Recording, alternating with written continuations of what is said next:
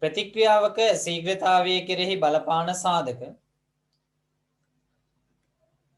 අපි යම්කිසි රසායනික ප්‍රතික්‍රියාවක් ගත්තොත් එහෙම ඒ ප්‍රතික්‍රියාවේ වේගය කෙරෙහි බලපාන විවිධ සාධක තියෙනවා. එතකොට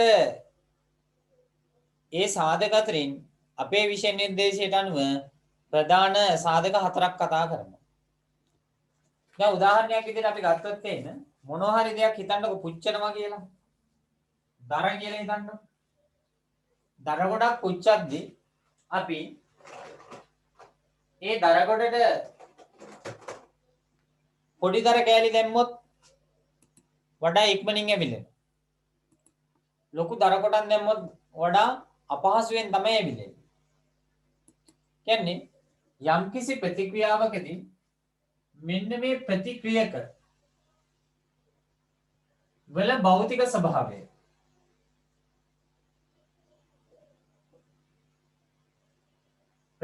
වල භෞතික ස්වභාවය කියන එක ප්‍රතික්‍රියාවේ වේගය කෙරෙහි බලපානවා. ප්‍රතික්‍රියක වල භෞතික ස්වභාවය ප්‍රතික්‍රියාවක වේගය කෙරෙහි බලපානවා. හොඳම උදාහරණය තමයි අපි එදිනෙදා භාවිතා කරනකොට දර වගේ දෙයක් අපි පිච්චුවොත් එහෙම දර පොඩිවට කපලා දැම්මොත් එහෙම ඉතා ඉක්මනින් ඇවිල්ලෙනවා. හැබැයි දර කුට්ටි පිටින් කොටම් පිටින් දැම්මොත් එහෙම ඇවිලෙන්නේ නැති තරම්. ඒ කියන්නේ මේ ප්‍රතික්‍රියක වල භෞතික ස්වභාවය ඉතා කුඩා වන විට ප්‍රතික්‍රියාව මොකද වෙන්නේ? වේගවත් වෙනවා. භෞතික ස්වභාවය කුඩා වෙද්දී ප්‍රතික්‍රියාව වේගවත් වෙනවා. උදාහරණයක් තව එකක් තමයි සරලවම ගත්තොත් එහෙම තේ එකක් හදද්දී සීනි කඩෙන් ගෙනාවම සමහරක් සීනි තියෙනවා නිකන් කුඩු වගේ සීනි. සමහරක් සීනි තියෙනවා නිකන් සූකිරි වගේ කැට වගේ සීනි. එතකොට මේ කුඩු වගේ එක ඉක්මනින්ම ජලයේ දිය වෙනවා. හැබැයි කැට වගේ එක දිය වෙන්නේ අඩුවෙන්. එහෙනම් ප්‍රතික්‍රියාවක ශීඝ්‍රතාවය කෙරෙහි බලපාන එක සාධකයක් තමයි ප්‍රතික්‍රියකවල භෞතික ස්වභාවය. ප්‍රතික්‍රියාවක ශීඝ්‍රතාවය කෙරෙහි බලපාන එක සාධකයක් තමයි ප්‍රතික්‍රියකවල භෞතික ස්වභාවය. ඊළඟට දෙවෙනි එක තමයි ප්‍රතික්‍රියා මාධ්‍ය උෂ්ණත්වය. දෙවෙනි එක තමයි ප්‍රතික්‍රියා මාධ්‍ය උෂ්ණත්වය. එහෙනම් අපිට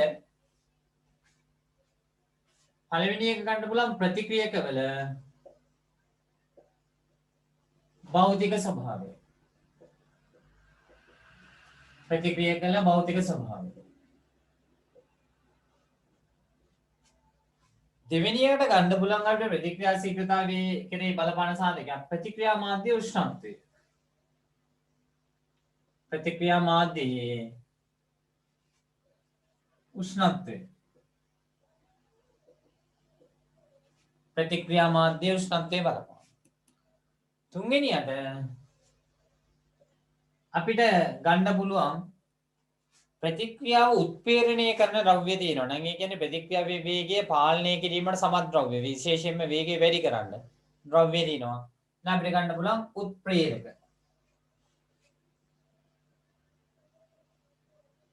ඊළඟට ගන්න පුළුවන් ප්‍රතික්‍රියක සාන්ද්‍රණය. ප්‍රතික්‍රියක සාන්ද්‍රණය. එන යම්කිසි රසායනික ප්‍රතික්‍රියාවක ප්‍රතික්‍රියා ශීඝ්‍රතාවයේ කෙරෙහි බලපාන ප්‍රධාන සාධක මේ ආකාරයට ගණනාවක් ගන්න පුළුවන්. ප්‍රතික්‍රියක වල භෞතික ස්වභාවය, ප්‍රතික්‍රියා මාධ්‍ය උෂ්ණත්වය, උත්ප්‍රේරක සහ ප්‍රතික්‍රියක සාන්ද්‍රණය. එන්න පිටු අංකය 11. පිටු අංකය 11.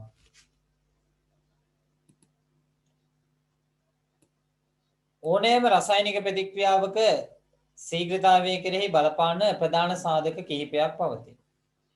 ඕනෑම රසායනික ප්‍රතික්‍රියාවක ශීඝ්‍රතාවය කෙරෙහි බලපාන ප්‍රධාන සාධක කිහිපයක් පවතී. මේවා මත ප්‍රතික්‍රියාව සිදුවන වේගය තීරණය වේ නෙමෙයි, ඒක හදාගන්න තීරණය වේ.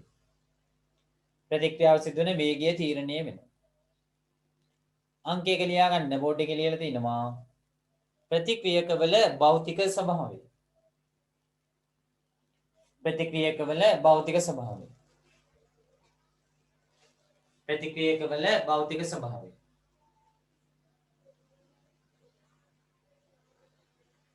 අංක 2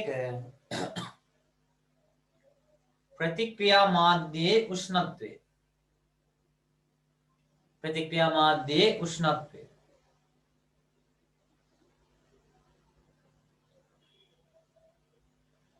අංක 3 ප්‍රතික්‍රියක සාන්ද්‍රණය.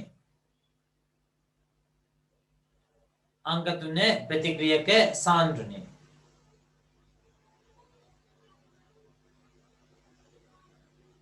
අංක 4 උත්ප්‍රේරක. උත්ප්‍රේරක.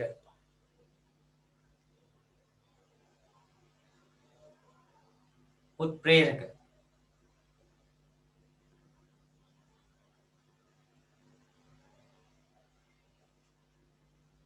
එහෙනම් මෙන්න මේ කියන ප්‍රතික්‍රියාවක වල භෞතික ස්වභාවය කොහොමද ප්‍රතික්‍රියා වේගය කෙරෙහි බලපාන්නේ? ප්‍රතික්‍රියා මාධ්‍ය උෂ්ණත්වය කොහොමද ප්‍රතික්‍රියාවක වේගය කෙරෙහි බලපාන්නේ? ප්‍රතික්‍රියක වල සාන්ද්‍රණය කොහොමද බලපාන්නේ සහ උත්ප්‍රේරක බලපාන්නේ කොහොමද කියලා පරීක්ෂණ කිහිපයක් තියෙනවා. මහා ලොකු පරීක්ෂණ නෙවෙයි, ඉතාමත්ම සරල පරීක්ෂණ. බලන්න පළවෙනි එක. ප්‍රතික්‍රියක වල භෞතික ස්වභාවය ප්‍රතික්‍රියා ශීඝ්‍රතාවය කෙරෙහි බලපෑම පරීක්ෂා කරන්න ගන්න පුළුවන් කැල්සියම් කාබනේට් සහ හයිඩ්‍රොක්ලෝරික් අම්ලය අතර ප්‍රතික්‍රියාව. මෙන්න මේ කොටසේදී රසායනික ප්‍රතික්‍රියා සඳහා තුලිත රසායනික සමීකරණ ලිවීම අපෙන් බලාපොරොත්තු වෙන්නේ නැහැ. එහෙනම් තුලිත රසායනික සමීකරණ ලියන්න වද වෙන්න උවමනාවක් නැහැ. අපි දන්නවා සාමාන්‍යයෙන් ඕලියල් පන්තියේදී අම්ලයක් කාබනේටයක් එක්ක ප්‍රතික්‍රියා කරොත් කාබන් ඩයොක්සයිඩ් වායුව පිට වෙනවා. අම්ලයක් කාබනේටයක් එක්ක ප්‍රතික්‍රියා කරොත් කාබන් ඩයොක්සයිඩ් වායුව පිට වෙනවා. අන්න මෙතන තියෙනවා කැල්සියම් කාබනේට්. කැල්සියම් කාබනේට් කියන්නේ CaCO3. මේ දෙන්නේ කැල්සියම් කාබනේට්. මෙයා ප්‍රතික්‍රියා කරන හයිඩ්‍රොක්ලෝරික් අම්ලය කියන්නේ HCl. මේ දෙන්න ප්‍රතික්‍රියා කරොත් කැල්සියම් කාබනේට් උයි HCl උයි ප්‍රතික්‍රියා කරොත් අපිට හැදෙනවා කාබන් ඩයොක්සයිඩ්. මේක අවශ්‍ය වෙන්නේ නැහැ ලියන්න. හැදෙනවා කැල්සියම් ක්ලෝරයිඩ් කාබන් ඩයොක්සයිඩ් ජලය.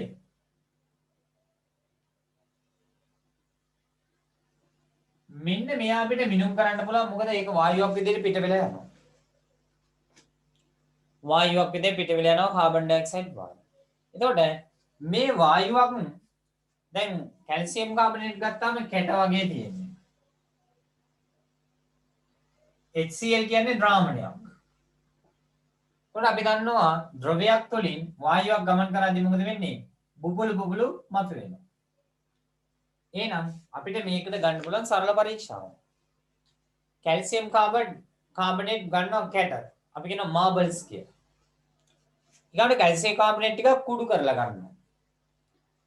මේ විදිහේ ප්ලාස්කු වලට කියනවා අපි කේතු ප්ලාස්කු කියලා. මෙන්න මේ જાතියේ කේතු ප්ලාස්කු දෙකට HCl ද්‍රාවණයකින් සමාන පරිමාණ දෙකක් දානවා. ඒකල්ලා එක ඇටවුමකට දානවා කැල්සියම් කාබනේට් කැට. හිතන්නකෝ ග්‍රෑම් 5ක් දානවා කියලා. එහෙනම් අනිත් ඇටවුමටත් දානවා කැල්සියම් කාබනේට් ග්‍රෑම් 5ක්. හැබැයි දාන්නේ කුඩු. ඒකල්ලා බලනවා වායු බුබුලු පිටවීම. එතකොට මෙතෙන්දි මේ පරීක්ෂණවලදී අපි පරීක්ෂා කරන්න යන සාධකය විතරයි වෙනස් කරන්න ඕනේ. අනිත් සාධක ටික ඔක්කොම නියතව තියාගන්න ඕනේ.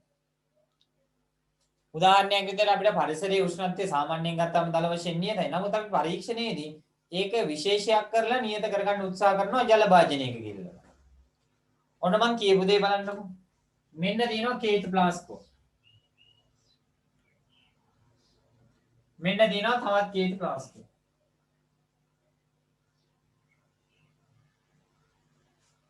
මේ කේතු ප්ලාස්කු දෙක ගිල්වනවා ජල භාජනයක.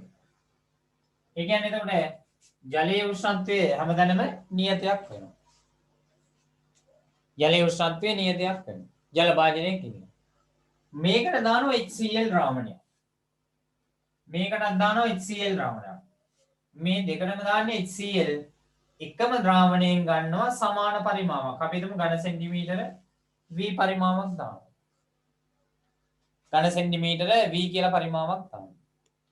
ඒකල්ලා මෙයාට එකතු කරනවා කැල්සියම් කාබනේට් කුඩු CaCO3 කුඩු. අපි හිතමු M ස්කන්ධයක් තියෙනවා. මේකට එකතු කරනවා. මෙයාටත් එකතු කරනවා කැල්සියම් කාබනේට්. හැබැයි කුඩු නෙවෙයි. ඒ මොනවාද? කැට. කැල්සියම් කාබනේට් කැට එකතු කරන්නේ. හැබැයි මෙන්න මේ ස්කන්ධයම තමයි එකතු කරන්නේ. එතකොට අපිට බලා ගන්න පුළුවන් අවස්ථා දෙකේදීම මෙන්න මේ ඇටෝම් දෙකෙන් වායු බුබුලු පිට වෙනවා. හැබැයි මෙයාගේ කුඩුනේ තියෙන්නේ. ඒ ඉන්නා මෙයාගේ වායු බුබුලු පිටවන වේගය අපි ගමු මේක A ඇටෝම කියලා. මෙයාගේ වායු බුබුලු පිටවන වේගය මෙයාගේ වායු බුබුලු පිටවන වේගයට වඩා මොකද වෙන්නේ? අපි ගමු මේක B ඇටෝම නම් B ඇටෝමට වඩා A ඇටෝමේ වායු බුබුලු පිටවීමේ වේගය මොකද වෙන්නේ? වැඩි. ඒකට හේතුව වෙන්නේ මේ ප්‍රතික්‍රියක වල භෞතික ස්වභාවය කුඩයි. කැල්සියම් කාබනේට් කුඩු. ඒ කුඩු වැඩි HCl පරිමාවක් එක්ක මෙන්න මේ HCl අතර වැඩිපුර ගැටුම් ඇති කරගන්න. එයින් මේ ප්‍රතික්‍රියාව වේගයෙන් සිද්ධ වෙනවා. ප්‍රතික්‍රියාව වේගයෙන් සිද්ධ වෙනවා කියලා අපි දැනගන්නේ වැඩිපුර වායු බුබුලු පිට වෙනවා. එතන පිට වෙන්නේ කාබන් ඩයොක්සයිඩ්. එහෙනම් වැඩිපුර කාබන් ඩයොක්සයිඩ් පිට වෙනවා කියන්නේ ඉක්මනටම මේ කියන ප්‍රතික්‍රියක ප්‍රතිඵල බවට පත් වෙනවා. ඉක්මනටම ප්‍රතික්‍රියක ප්‍රතිඵල බවට පත් වෙනවා. මෙන්න මේක තමයි සිද්ධ වෙන්නේ. right. එහෙනම් කැල්සියම් කාබනේට් සහ හයිඩ්‍රොක්ලෝරික් අම්ල අතර ප්‍රතික්‍රියාවේ ලියමු අවශ්‍ය ද්‍රව්‍ය. අවශ්‍ය ද්‍රව්‍ය ලියා ගන්න. කැල්සියම් කාබනේට් කැට සහ කුඩු සමාන ස්කන්ධයන්. කැල්සියම් කාබනේට් කැට සහ කුඩු සමාන ස්කන්ධයන්. කැල්සියම් කාබනේට් කැට සහ කුඩු සමාන ස්කන්ධයන්.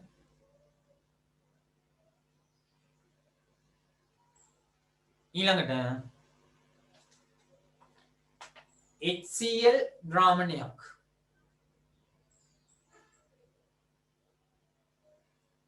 HCl ද්‍රාවණයක්.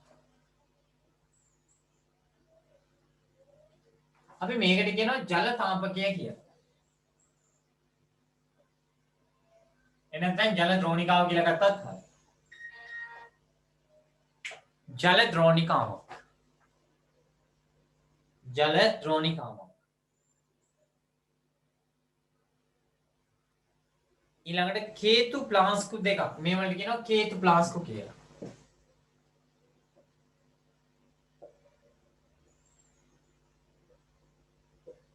කේතු ප්ලාස්කු දෙකක්. පරීක්ෂණ වල දෙකක් ගත්තත් හරිද?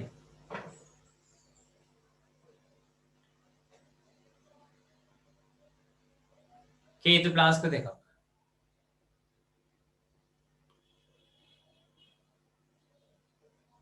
ඊගාමට පරීක්ෂණ නල දෙකක්. පරීක්ෂණ නල දෙකක්.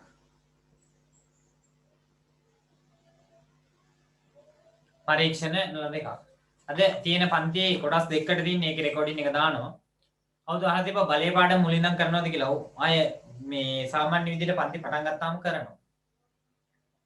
බලේ පාඩම මුලින් ඉඳලම සරලම ගණන් වල ඉඳලා අහපුව සංකීර්ණ ගණන් දක්වා වැඩි ගණන් ප්‍රමාණයක් හදනවා හෝම්වර්ක් උත් වැඩිපුර කරලා. සමහරක් අය දාලා තිබ්බා බලේ අන්තිම පාඩම් වෙනකොට මෙලෝදියක් තේරුන්නේ නැහැ කියලා. මමත් ඒක දන්නවා පැහැදිලිවම මොකද මේවා ඊතරම් ප්‍රායෝගික වැඩ නෙමෙයි. පන්තියක ඉඳලා ඉගෙන ගන්නවා තරම් දැනෙන්නේ නැහැ අපිට. right ඒ ඉන්නා බය නැතුව ඉන්න මං කොහොමද පන්ති පටන් ගත්තාම අමතර පන්ති දාලාදී අවශ්‍ය දේවල් කරනවා. right එහෙනම් මෙන්න මේ ඇටෝමේ නම්බර් රූප සරහනෙන්ද ගමු. ඇටෝමේ නම් කළ රූප සරහන.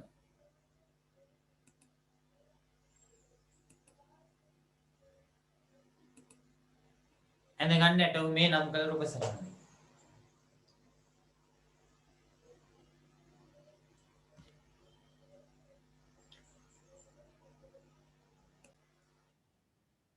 ලියාගමු මේ විදියට රූපේ පෙනෙන පරිදි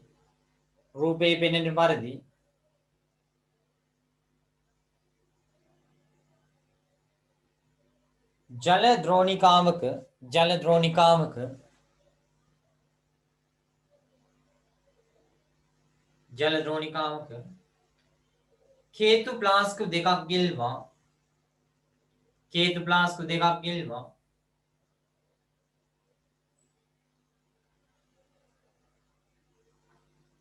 කේතු ප්ලාස්කු දෙකක් ගිල්වා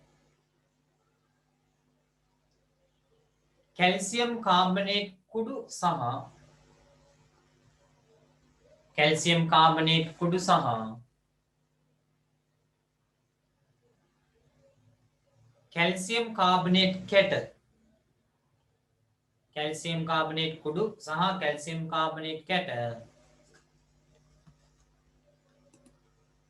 සමාන ස්කන්ධයන් කැල්සියම් කාබනේට් කුඩු සහ කැල්සියම් කාබනේට් කැට සමාන ස්කන්ධයන්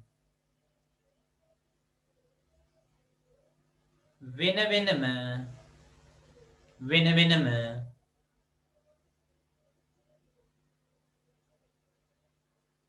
කේතු ප්ලාස්කු දෙකට එකතු කරන්න වෙන වෙනම කේතු ප්ලාස්කු දෙකට එකතු කරන්න වෙන වෙනම කේතු ප්ලාස්කු දෙකට එකතු කරන්න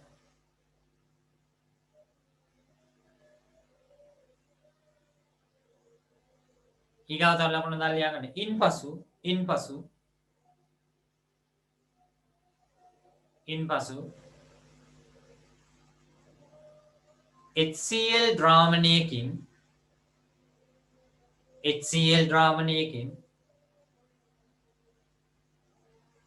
HCl ද්‍රාවණයකින්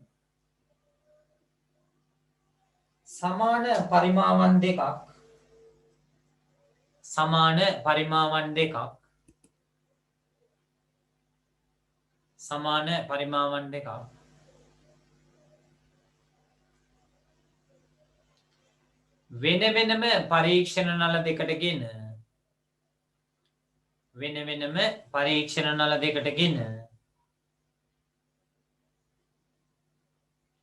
වෙන වෙනම පරීක්ෂණ නල දෙකට ගෙන එක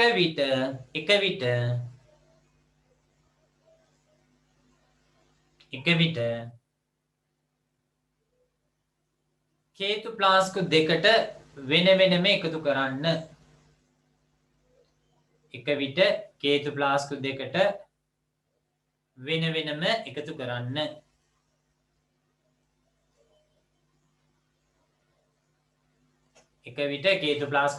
වෙන වෙනම එකතු කරන්න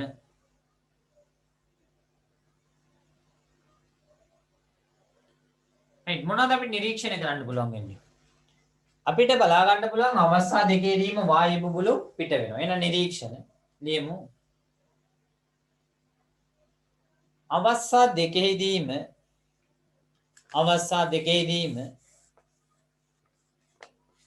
අවස්ථා දෙකේදීම වායු බුබුලු පිටවන බව අවස්ථා දෙකේදීම වායු බුබුලු පිටවන බව නිරීක්ෂණය කළ හැක. අවස්ථා දෙකේදීම වායු බුබුලු පිටවන බව නිරීක්ෂණය කළ හැක.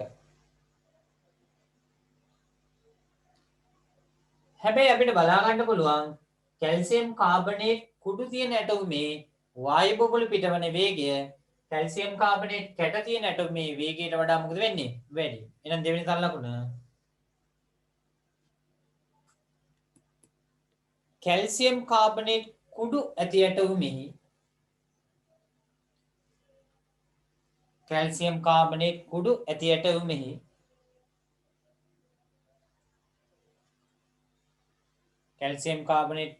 ඇටෝමේ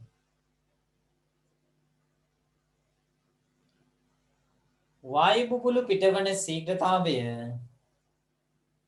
වායු බුබුලු පිටවන ශීඝ්‍රතාවය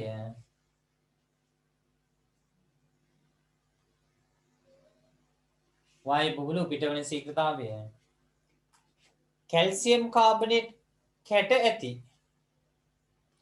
කැල්සියම් කාබනේට් කැට ඇති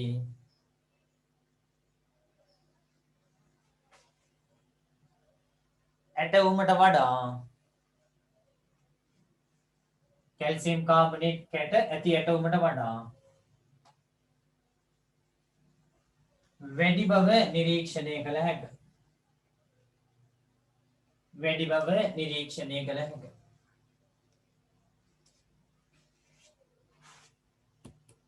වැඩි බව නිරීක්ෂණය කළ හැක.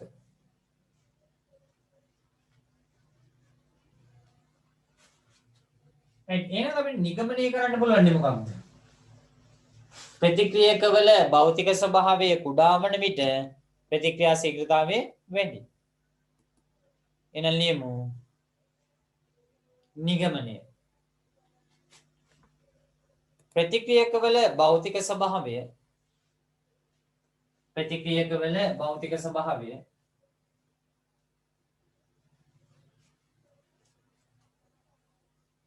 ප්‍රතික්‍රියකවල භෞතික ස්වභාවය කුඩා වන විට ප්‍රතික්‍රියකවල භෞතික ස්වභාවය කුඩා වන විට ප්‍රතික්‍රියා ශීඝ්‍රතාවය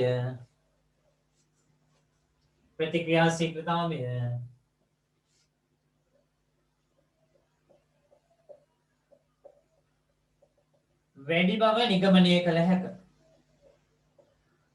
ප්‍රතික්‍රියා ශීඝ්‍රතාවය වැඩි බව නිගමනය කළ හැක. ප්‍රතික්‍රියා ශීඝ්‍රතාවය වැඩි බව නිගමනය කළ හැක. දැන් බලන්නකෝ ඉහත ප්‍රතික්‍රියාවේදී කැල්සියම් කාබනේට් කැටවලට වඩා කැල්සියම් කාබනේට් කුඩු භාවිතා කිරීමේදී ප්‍රතික්‍රියා ශීඝ්‍රතාවය වෙනස් වීමට හේතු පහදයි.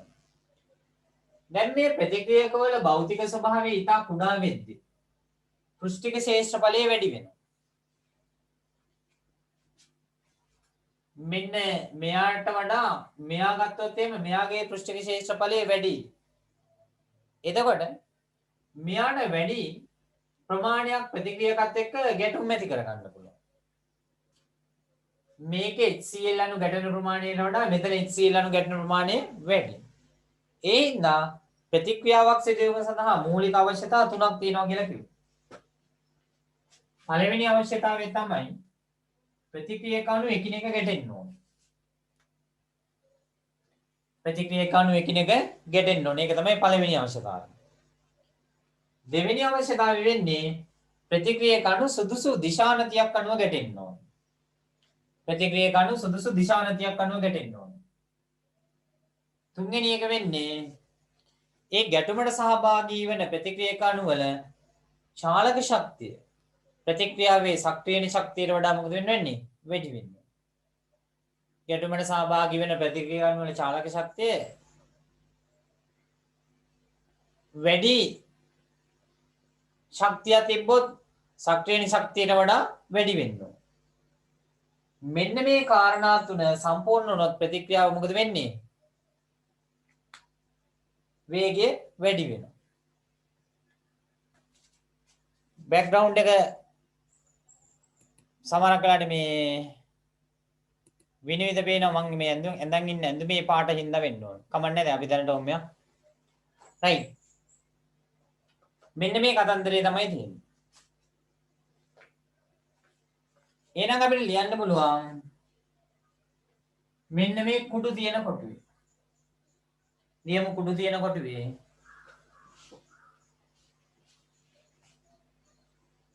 භෞතික ස්වභාවය කුඩා වන විට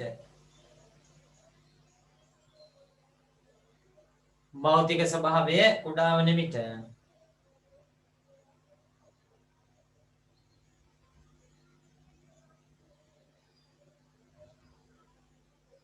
පෘෂ්ඨික ශේෂ්ඨඵලය වැඩි වේ.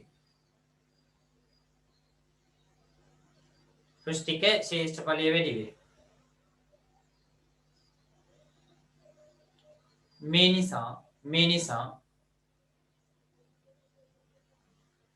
මේ නිසා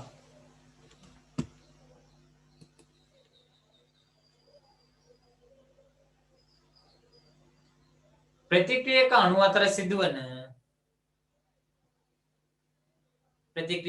අතර සිදුවන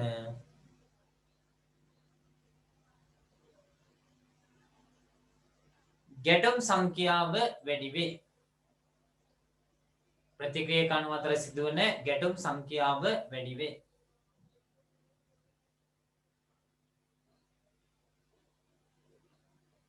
එබැවින් ප්‍රතික්‍රියා ශීඝ්‍රතාවය වැඩි වේ.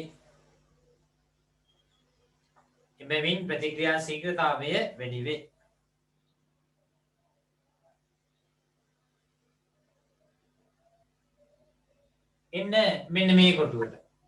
तो एक तापटा काय කියන්නේ ප්‍රතික්‍රියක අණු වල භෞතික ස්වභාවය කුඩා වන විට පෘෂ්ඨික ක්ෂේත්‍රඵලය වැඩි වෙනවා. භෞතික ස්වභාවය කුඩා වන විට පෘෂ්ඨික ක්ෂේත්‍රඵලය වැඩි වෙනවා. ඒ නිසා ප්‍රතික්‍රියක අණු අතර ගැටුම් සංඛ්‍යාව වැඩි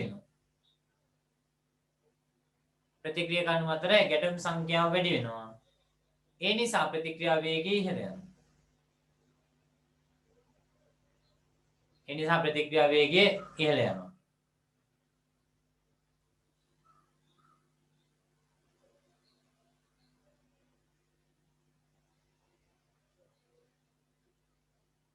ඊළඟට මේ විදිහේ ප්‍රතික්‍රියක අණු වල විශාලත්වය වැඩි වෙද්දී පෘෂ්ඨික ක්ෂේත්‍රඵලය අඩු වෙනවා.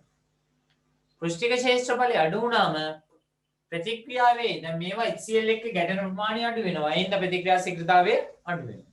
එහෙනම් ලියමු.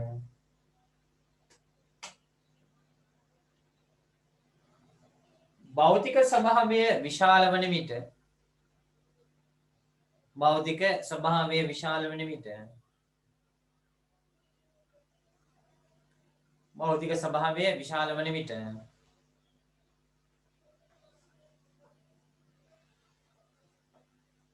පෘෂ්ඨික ක්ෂේත්‍රඵලය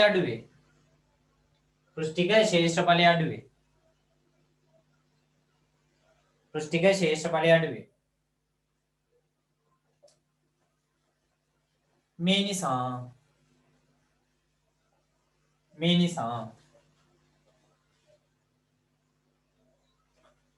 ප්‍රතික්‍රියක අණු අතර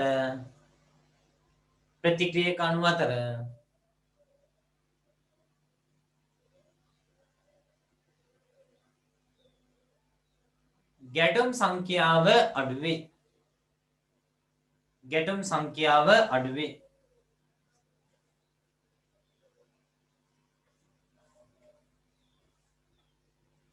එබැවින් ප්‍රතික්‍රියා ශීඝ්‍රතාවය අඩු වේ.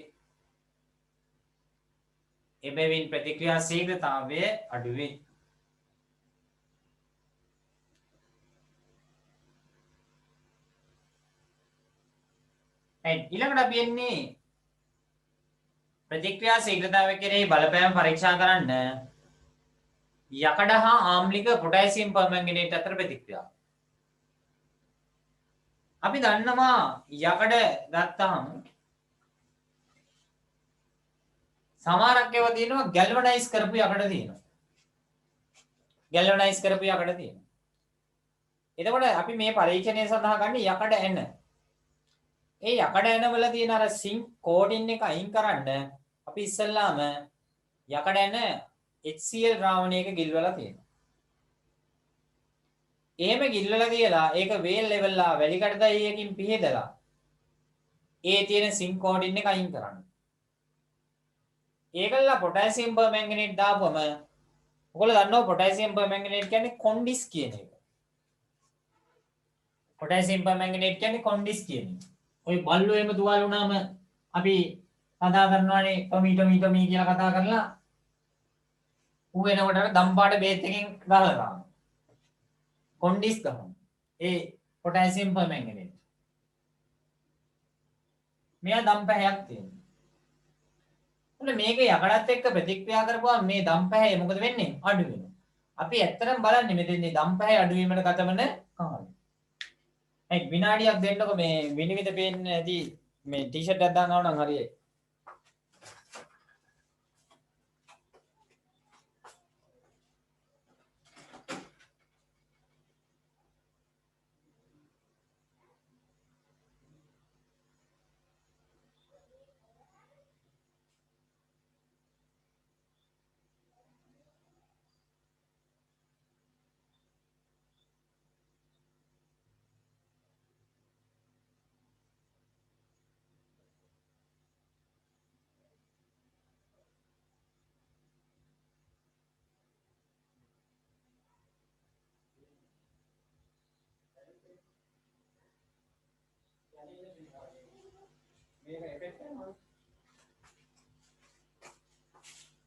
නයි. එතකොට මෙන්න මේ පොටෑසියම් පර්මැංගනේට් එක්ක අපි ප්‍රතික්‍රියා කරවන්න ගන්න යකඩ.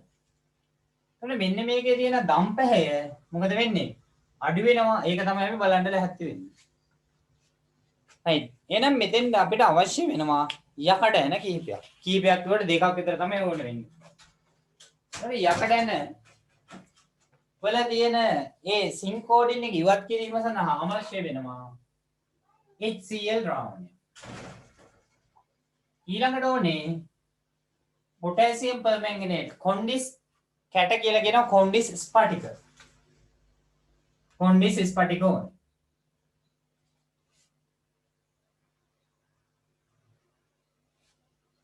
මෙන්න යකඩ එන.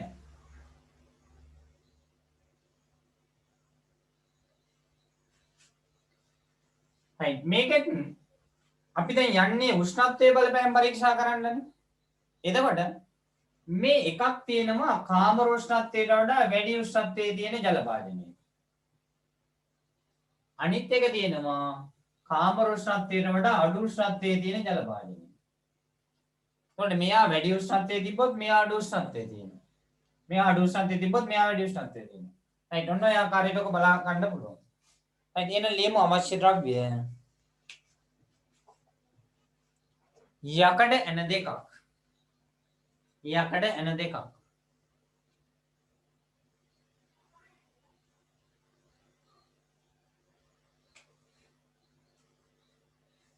ඊළඟට අපි කෙලින්ම කොන්ඩිස් වලට HCl ටිකක් දාලා ඉවරලා ආම්ලික කරලා ගන්නවා. මම ඒ හින්දා ඒක කෙලින්ම දෙන්නම් එකපාරටම ආම්ලීකృత KMnO4 potassium permanganate ද්‍රාවණය. ආම්ලීකృత potassium permanganate ද්‍රාවණය. ආම්ලීකృత potassium permanganate ද්‍රාවණයක් ගන්නවා. ඔව් 12 වෙනි පිටුවේම තමයි ලියන්නේ. ආම්ලීකృత potassium permanganate ද්‍රාවණය.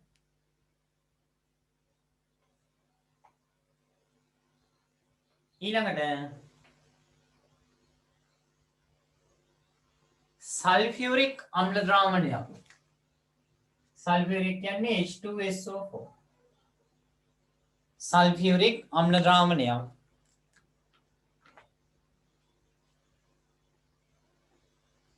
ඊළඟට HCl අම්ල ද්‍රාවණයක්. HCl අම්ල ද්‍රාවණයක්.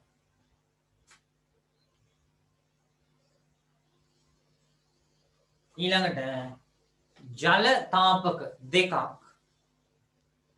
ජල තාපක දෙකක්.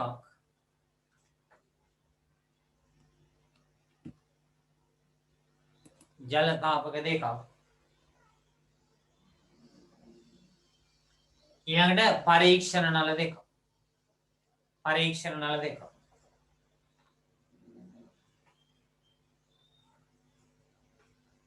පරීක්ෂණ නල දෙකක්. right ඇටෝම මේ නම් කළ රූප සරාණ විදිහට අපි මේ ගැන ගමු.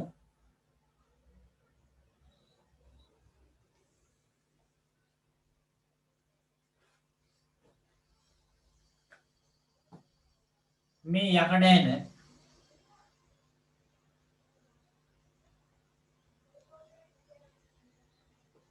මේ දෙන්නේ ආම්ලීකృత පොටෑසියම් පර්මැංගනේට් ද්‍රාවණ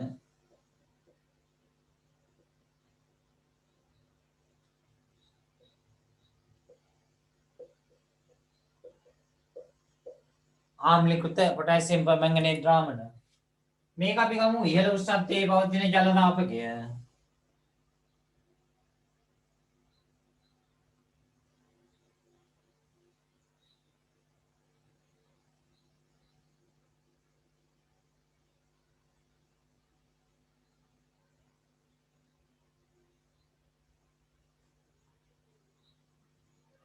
මෙයා මම ගන්නවා 15 උෂ්ණත්වයේ ඇති ජල දාපකය.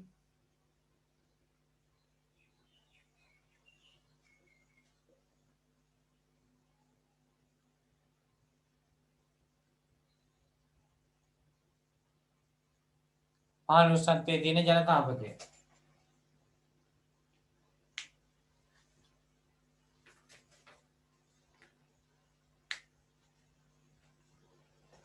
right දැන් මේක මම ආයේ පරීක්ෂණයේ ලියනකොට කියලා දෙන්නම් එකින් එක.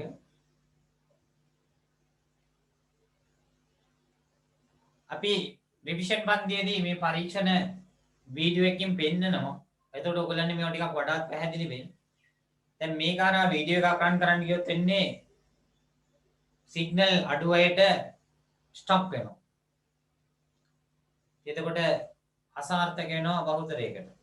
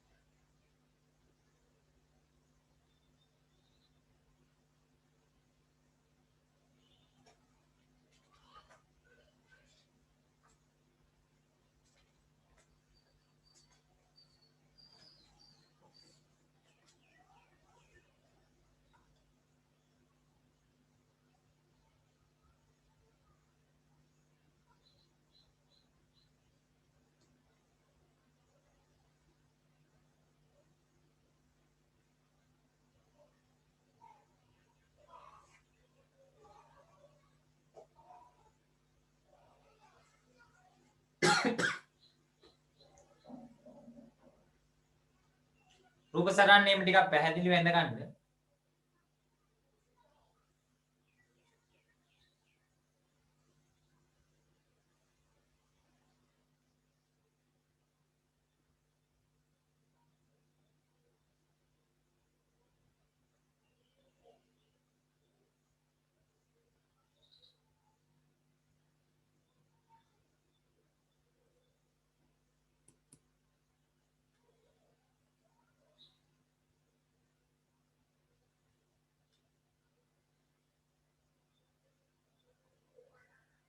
right එහෙනම් කරුණු වශයෙන් තල්ලකුණු දාලා ලියමු. ඉස්සෙල්ලාම කරන්නේ මෙන්න මේ යකඩ ඇන දෙකක් අරගෙන ඒකේ HCl ද්‍රාවණයක ගිල්වලා තියෙනවා. ඒ HCl ද්‍රාවණයක ගිල්වලා තියලා ටිකක් වේලෙන්න තියලා වැලි කට්ටයියකින් පිහදලා ඉවරලා මෙන්න මේකේ තියෙන මේ සිංක් ආවරණයක් තියෙනවනේ ඒක අයින් කරනවා. ඒක තමයි පළවෙනියටම කරන්නේ. එහෙනම් ලියන්න පළවෙනි තල්ලකුණ යකඩ ඇන දෙකක් ගෙන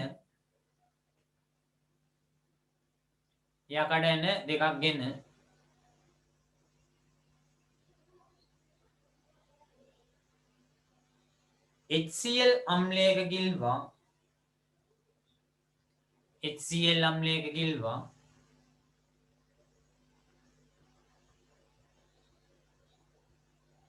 මද වේලාවක් තබා HCl අම්ලයක ගිල්වා මද වේලාවක් තබා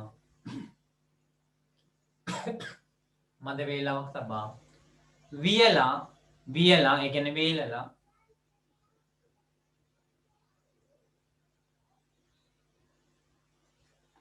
වැලි කඩදාසියකින් පිරිසිදු කරගන්න.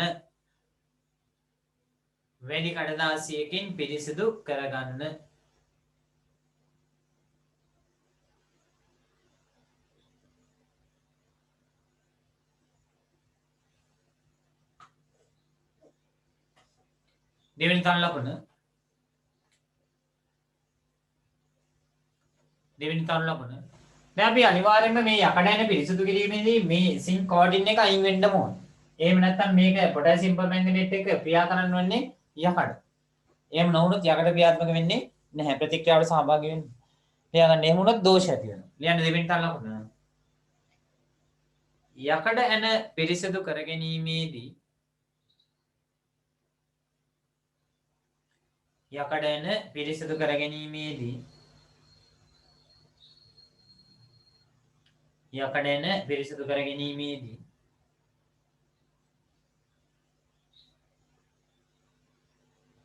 ඇන මත ආලේප කර ඇති ඇන මත ආලේප කර ඇති ඇන මත ආලේප කර ඇති සිංක් ඉසඩෙන් සිංක් තට්ටුව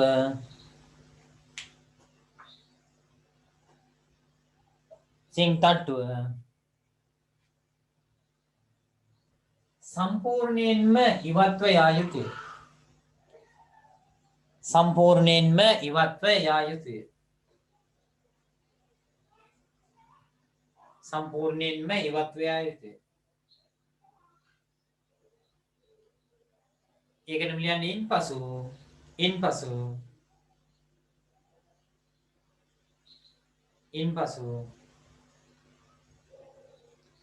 ජලයෙන් සෝදා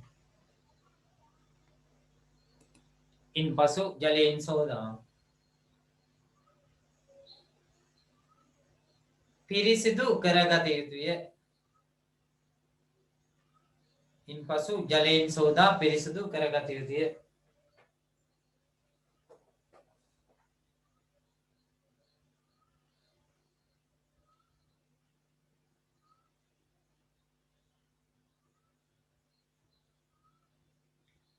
ඊළඟට මම කියනවා මෙතන ආම්ලීකృత පොටෑසියම් පර්මැංගනේට් ද්‍රාවණයක් හදාගන්නේ කොහොමද කියලා. අපි කරන්නේ බීකරයක් අරගෙන ඒකට දානවා කොන්ඩිස් කැට කීපයක් දානවා. ඔයගොල්ලෝ දන්නවා කොන්ඩිස් කැට දම් පාටයි.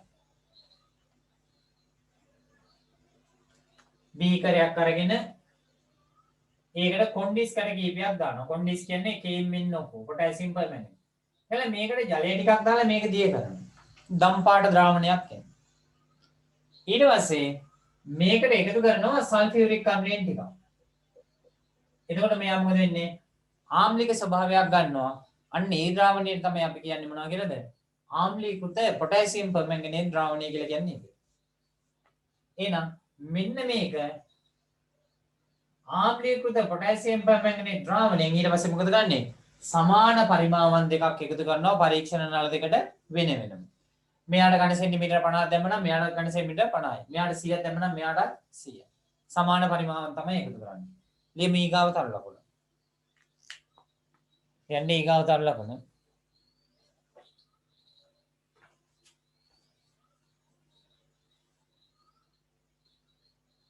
බීකරයකට කුඩා බීකරයකට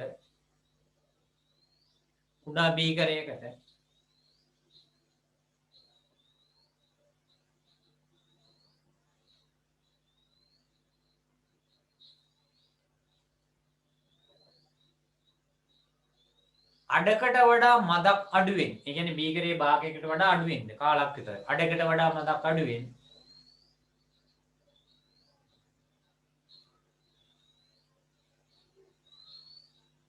අඩකට වඩා මදක් අඩුවෙන්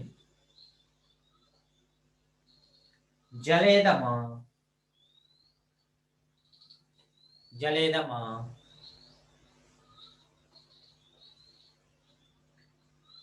පොටෑසියම් පර්මැංගනේට් ස්ෆටික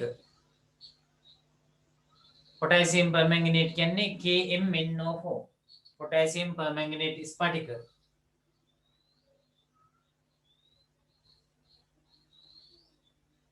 पोटेशियम परमैंगनेट स्फटिक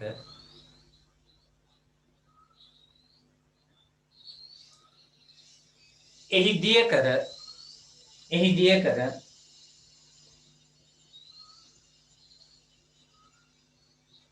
දිය කර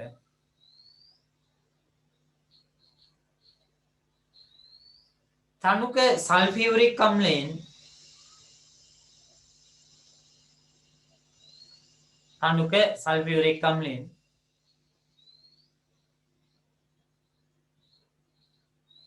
ස්වල්පයක් දමා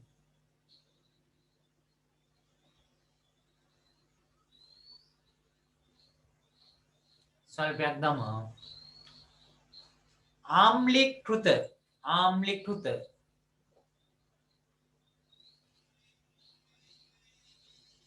ආම්ලිකෘත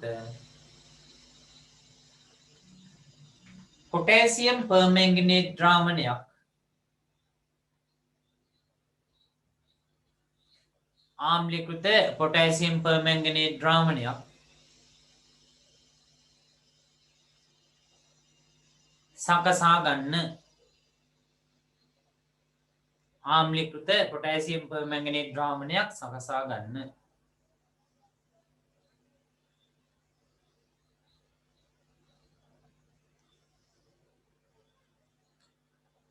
ඊළඟ තල්ලකුණ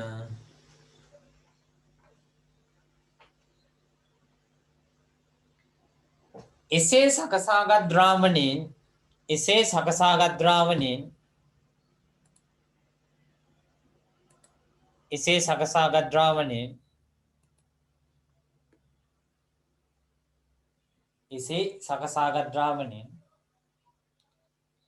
සමාන පරිමාවන් දෙකක්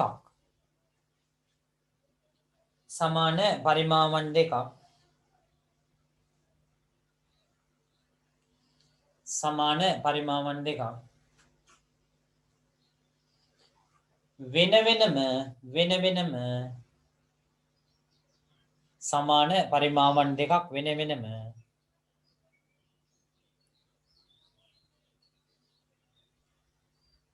පරීක්ෂණ නල දෙකකට එකතු කරන්න වෙන වෙනම පරීක්ෂණ නල දෙකකට එකතු කරන්න වෙන වෙනම පරීක්ෂණ නල දෙකකට එකතු කරන්න ඊට පස්සේ අපි කරන්නේ මේ අපි පිරිසිදු කරගත්තේ යකඩ ඇන දෙක මොකද කරන්නේ මේ පරීක්ෂණ නල දෙකට වෙන වෙනම දාලා එකක් කාමර උෂ්ණත්වයකට වඩා සෙල්සියස් අංශක 5ක් විතර වැඩි උෂ්ණත්වයේ තියෙනවා අනිත් එක කාමර උෂ්ණත්වයට වඩා සෙල්සියස් අංශක 5ක් විතර අඩු උෂ්ණත්වයේ තියෙන ජල තාපකයක තියෙනවා. යන්නේ ගාතල් ලකුණ. ඉන්පසු පරීක්ෂණ නල දෙකට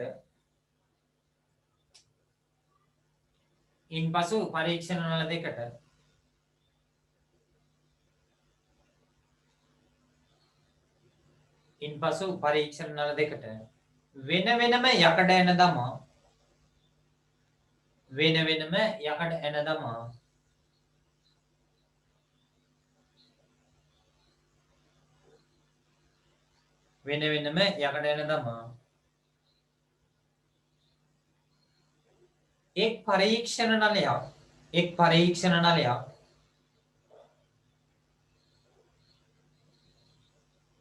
එක් පරීක්ෂණ නලයක්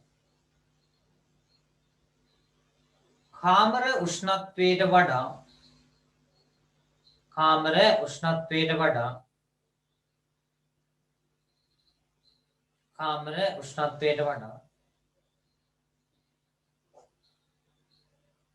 වැඩි උෂ්ණත්වයක ඇති ජල තාපකයකද කාමර උෂ්ණත්වයට වඩා වැඩි උෂ්ණත්වයක් ඇති ජල තාපකයකද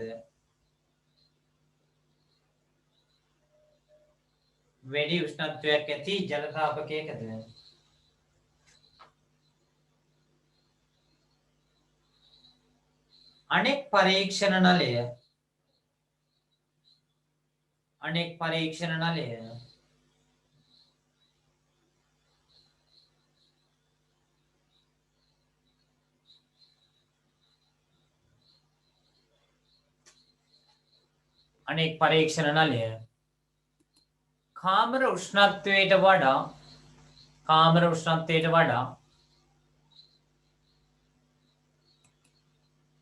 කාමර උෂ්ණත්වයට වඩා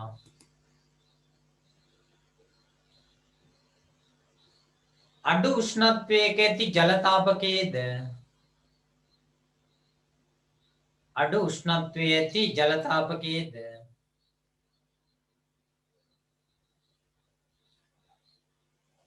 ඇටවුමේ පරිදි ගිල්වන්න ඇටවුමේ පරිදි ගිල්වන්න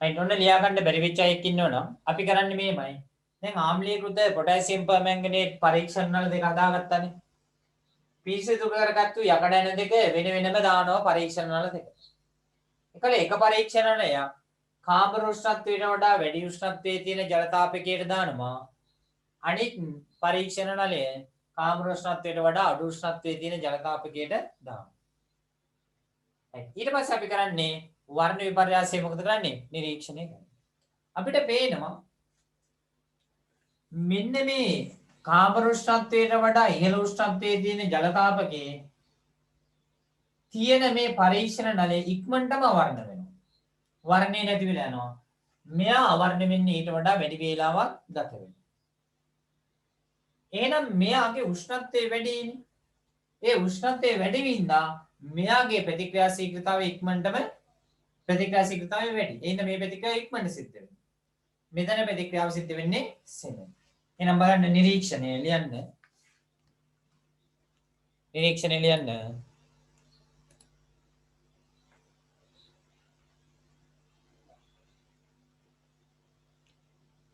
ඔව් කාමර උෂ්ණත්වයට වඩා අඩු උෂ්ණත්වයක් ගන්න මේ ජල තාපකයේට ජලය ටිකක් දාලා අයිස්කට කීපයක් දැම්ම නම් හරි.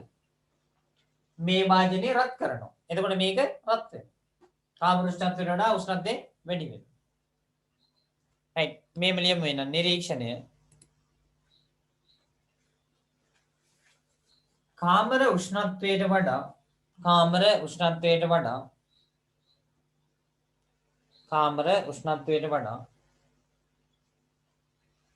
වැඩි උෂ්ණත්වයේ ඇති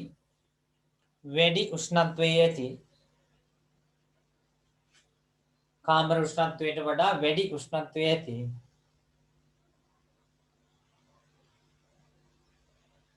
ඇටවුමෙහි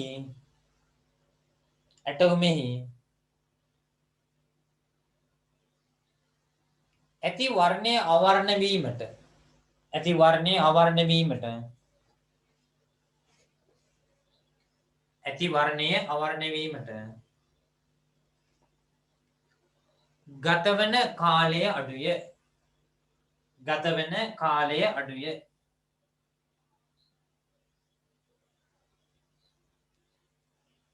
ගතවන කාලය අඩුය. ඊගාව එක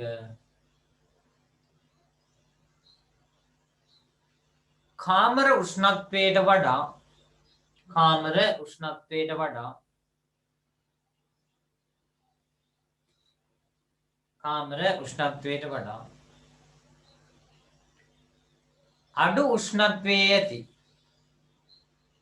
අඩු උෂ්ණත්වයේ ඇති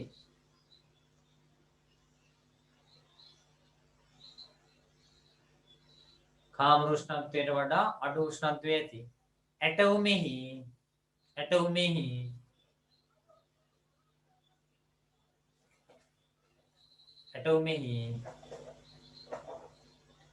වර්ණය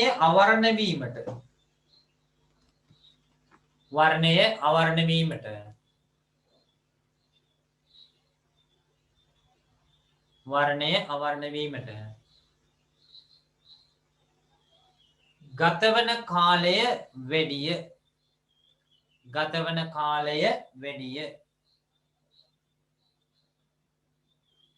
ගතවන කාලය වැඩිය.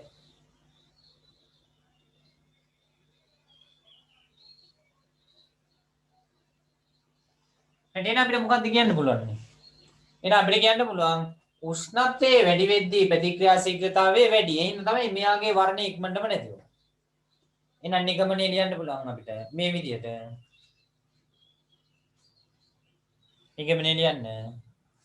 නිගමනය කියන තැනින් ලියන්නේ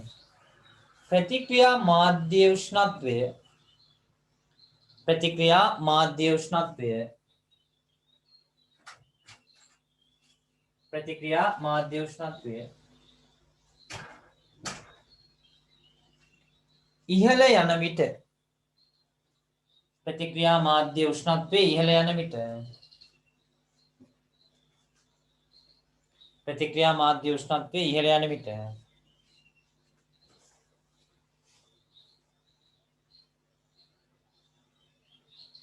ප්‍රතික්‍රියා මාධ්‍ය උෂ්ණත්වය ඉහළ යන විට ප්‍රතික්‍රියාවේ ශීඝ්‍රතාවය ප්‍රතික්‍රියාවේ ශීඝ්‍රතාවය ප්‍රතික්‍රියාවේ ශීඝ්‍රතාවය වැඩි වන බව ප්‍රතික්‍රියාවේ ශීඝ්‍රතාවය වැඩි වන බව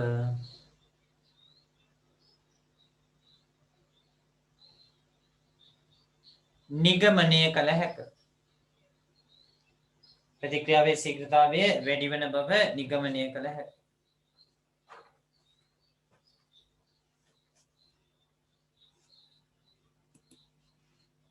ප්‍රතික්‍රියා ශීඝ්‍රතාවය වැඩි වන බව නිගමනය කළ හැක එහෙනම් කොහොමද අපි මේක පැහැදිලි කරන්නේ? එන්නකො පිටු අංකේ 14ට. right මගෙන් අහලා තිබ්බා ප්‍රශ්නයක් මේව පාඩම් කරන්න ඕනේ නේ කියලා. ඔව්. මේව හොඳට පාඩම් කරන්න ඕනේ හැබැයි අවබෝධයෙන්. හේතුව මේවා සම්බන්ධ කරනවා ඊගාවට ප්‍රශ්න අහද්දී රසායනික කර්මාන්තවලදී මේවා භාවිත වෙන්නේ කොහොමද කියලා. අපිට රසායනික කර්මාන්ත කියලා ලොකු පාඩමක් තියෙනවා. අන්නේ පාඩමේදී ප්‍රතික්‍රියාවක උෂ්ණත්වය ඉහළ යෑම ප්‍රතික්‍රියා ශීඝ්‍රතාවය කෙරෙහි බලපාන ආකාරය අහනවා කර්මාන්ත ඇසුරින්. එහෙම නැත්නම් පරීක්ෂණයක් විදිහට අහන්නත් පුළුවන්. මොනාරි මීට වඩා වෙනස් ආකාරයක අමුද්‍රව්‍ය ටිකක් උපකරණ ටිකක් දීලා ඔයගොල්ලන්ට කියන්න පුළුවන් පරීක්ෂණයක් සැලසුම් කරන්න කියලා මොනවා හරි සාධකයක් වැඩි වෙනවා නම් වැඩි වෙනවද අඩු වෙනවා නම් අඩු වෙනවද කියලා බලන්න කියලා. එතකොට හොඳ අවබෝධයක් තියෙනවා.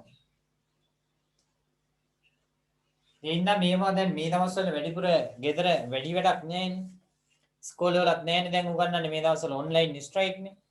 එන්න ඒක කාලේ ප්‍රයෝජනයට අරන් වැඩ කරන්න. වැඩියෙන් වැඩ කරන්න. බලන්න වහනවා ප්‍රතික්‍රියකවල උෂ්ණත්වය වැඩි වන විට ප්‍රතික්‍රියාවේ ශීඝ්‍රතාවය වැඩි වේ පහදන්න. ප්‍රතික්‍රියකවල උෂ්ණත්වය වැඩි වන විට ප්‍රතික්‍රියාවේ ශීඝ්‍රතාවය වැඩි වේ පහදන්න. දැන් හැමතිස්සෙම අපි බලන්නේ ප්‍රතික්‍රියාවක් සිදුවීම සඳහා ප්‍රධාන කරුණු තුනක් තියෙනවා. ප්‍රතික්‍රියාවක් සිදුවීම සඳහා ප්‍රධාන කරුණු තුනක් තියෙනවා. මොකක්ද පළවෙනි එක? ප්‍රතික්‍රියක අණු ගැටෙන්න ඕනේ. ප්‍රතික්‍රියක අණු ගැටිය යුතුය. මේව මතක තියෙන්න ඕනේ. ප්‍රතික්‍රියාවක් සිදුවීම සඳහා ප්‍රතික්‍රියක අණු ගැටෙන්න ඕනේ. දෙවෙනි එක. මොකක්ද දෙවෙනි එක? ප්‍රතික්‍රියක අණු ගැටුණටම බෑ සුදුසු දිශානතියකට ගැටෙන්න ඕනේ. එහෙනම් දෙවෙනි එක සුදුසු දිශානතියකට ගැටෙන්න ඕනේ.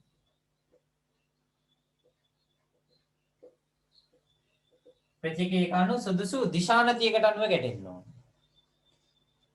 තුන්වෙනි කරුණ තමයි ප්‍රතික්‍රියක අණු වල චාලක ශක්තිය වැඩි වෙන්න ඕනේ සක්‍රීය ශක්තියට වඩා.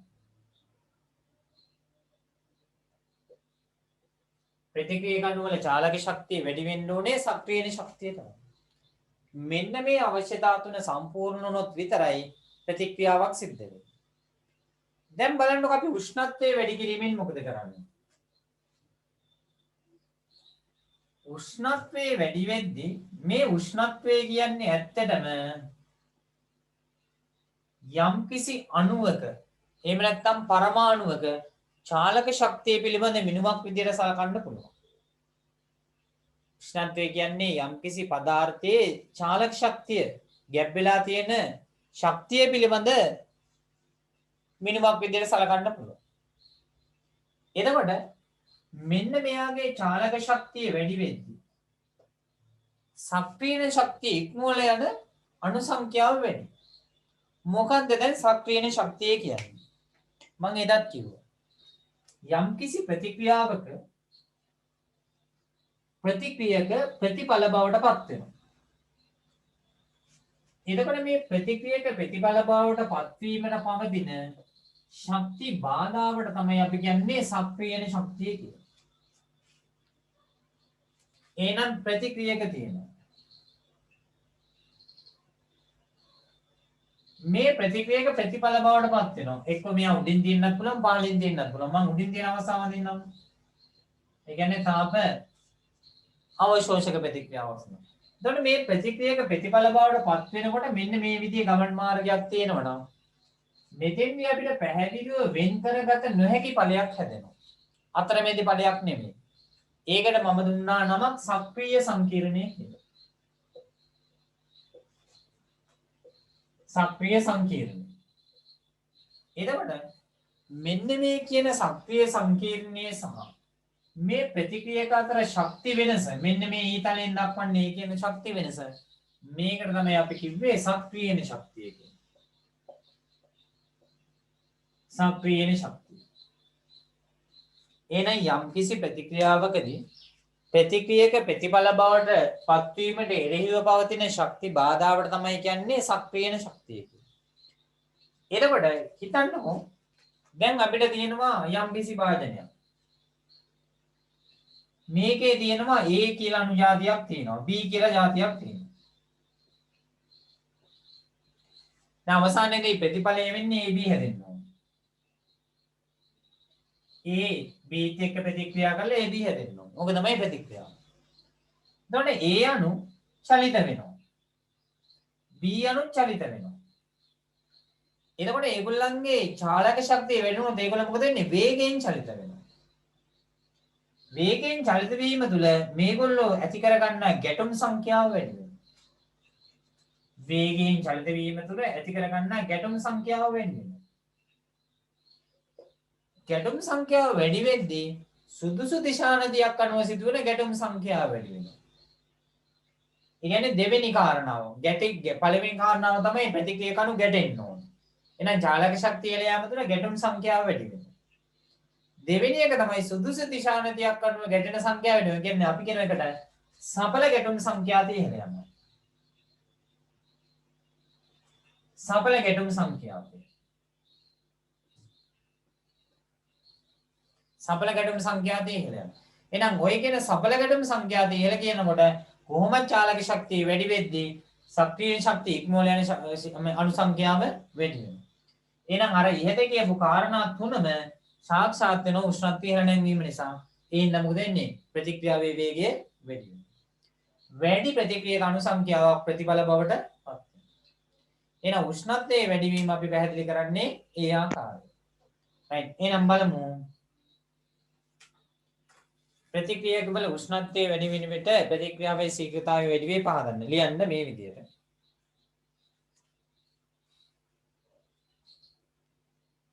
ප්‍රතික්‍රියක වල උෂ්ණත්වය වැඩි කරන විට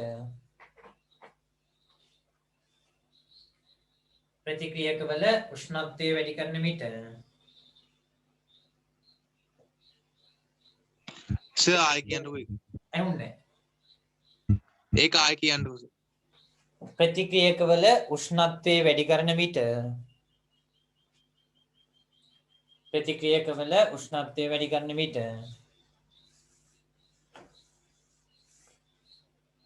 එක්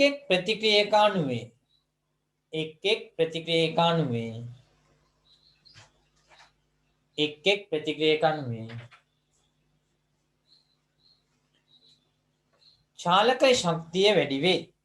චාලක ශක්තිය වැඩි වේ. එක් එක් ප්‍රතික්‍රියකාණුවේ චාලක ශක්තිය වැඩි වේ. එක් එක් ප්‍රතික්‍රියකාණුවේ චාලක ශක්තිය වැඩි වේ.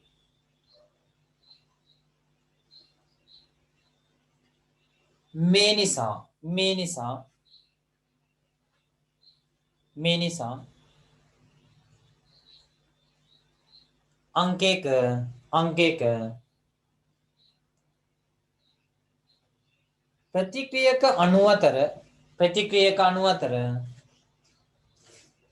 අංකයක ප්‍රතික්‍රියක අණු අතර ගැටුම් සංඛ්‍යාව වැඩි වේ. ප්‍රතික්‍රියක අණු අතර ගැටුම් සංඛ්‍යාව වැඩි වේ. ප්‍රතික්‍රියක අණු අතර ගැටුම් සංඛ්‍යාව වැඩි වෙනවා. අංක 2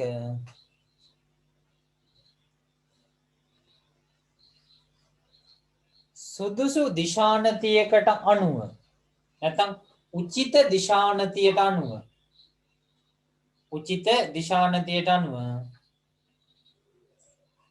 උචිත දිශානතියට අනුව සිදුවන ගැටුම් සංඛ්‍යාව වැඩි වේ.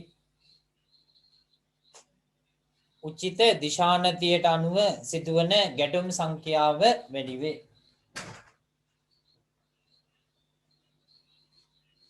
වරන් ඇතුළේ ලියා ගන්න.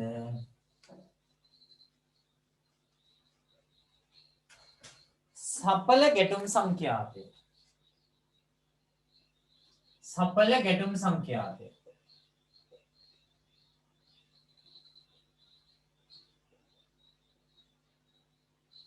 සඵල ගැටුම් සංඛ්‍යාතය වැඩි වේ. සඵල ගැටුම් සංඛ්‍යාතය වැඩි වේ. සඵල ගැටුම් සංඛ්‍යාතය වැඩි වේ.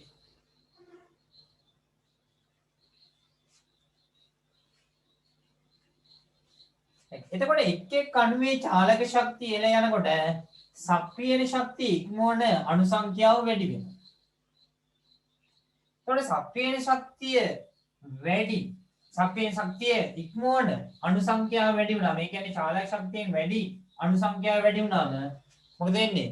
සඵල ගැටුම් සංඛ්‍යාව ගොඩාක් වැඩි. උදාහරණයක් විතර හිතන්නකෝ මේ විදිහට මේක තියෙනවා මේ මැක්ස්වෙල් බෝල්ට්ස්මාන් ව්‍යාප්තිය කියලා. මම ඒක මෙතෙන්ට පටලවන්නේ නැහැ. මම රිවිෂන් එකේදී කියලා දෙන්නම්.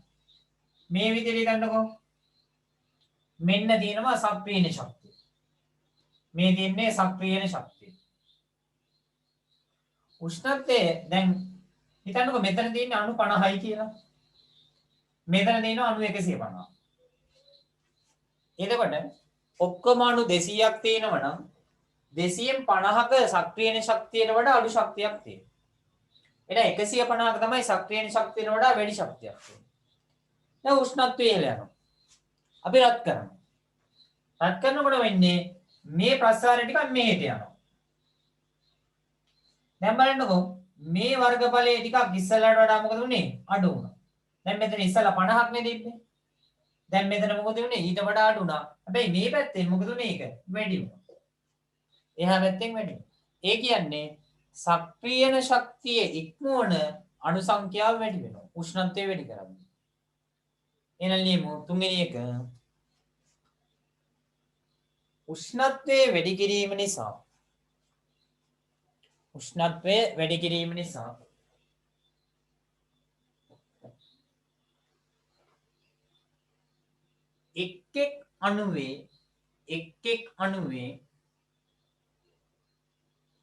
එක් එක් අණුවේ චාලක ශක්තිය වැඩි වන බැවින් එක් එක් අණුවේ චාලක ශක්තිය වැඩි වන බැවින්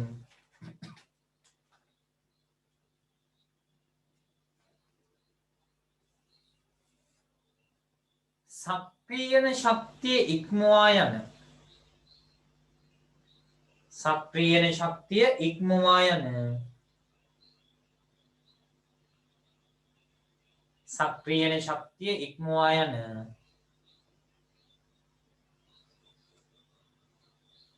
සමස්ත අණු සංඛ්‍යාව වැඩි වේ. සක්‍රියන ශක්තිය ඉක්මවා යන සමස්ත අණු සංඛ්‍යාව වැඩි වේ.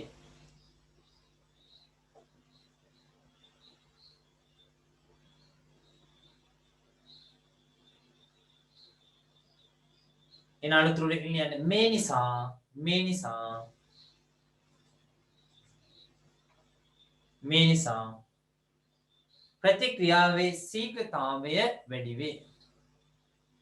ප්‍රතික්‍රියාවේ ශීඝ්‍රතාවය වැඩි වේ.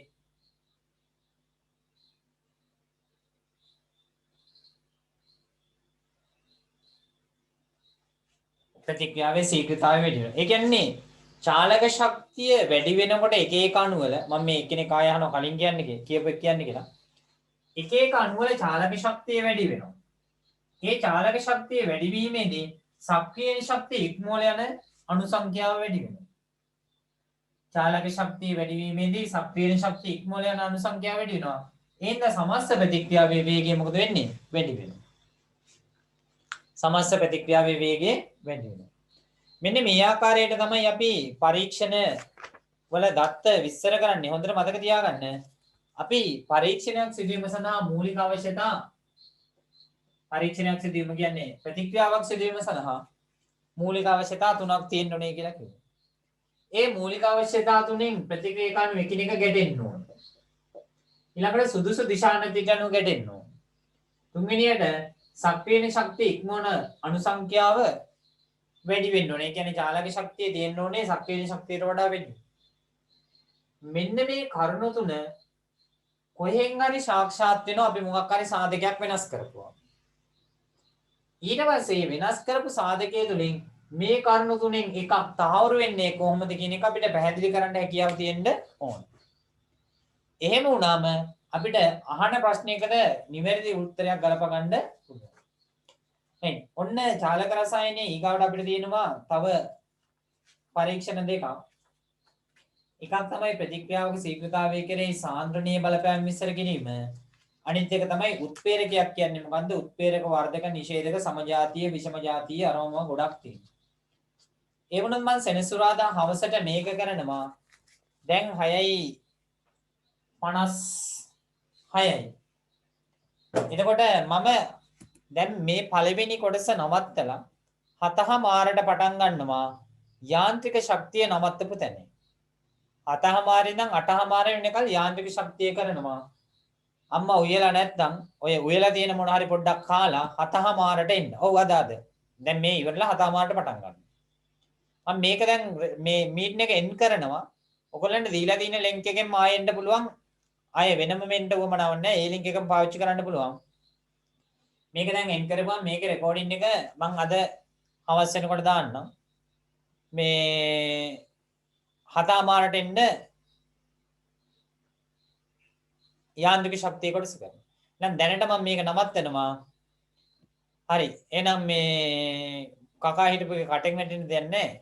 කොහොම හරි තියෙන ආය ඒක කාලා හරි කමන්නේ ආයෙ එන්න පන්තියට. ඇටේනම් සියලු දෙනාටම ඊගාව 7:00කටත් එන්න කියලා ආරාධනා කරලා මම මේක දැන් නවත්තනවා. ඒ ලින්ක් එකම පාවිච්චි කරලා එන්න.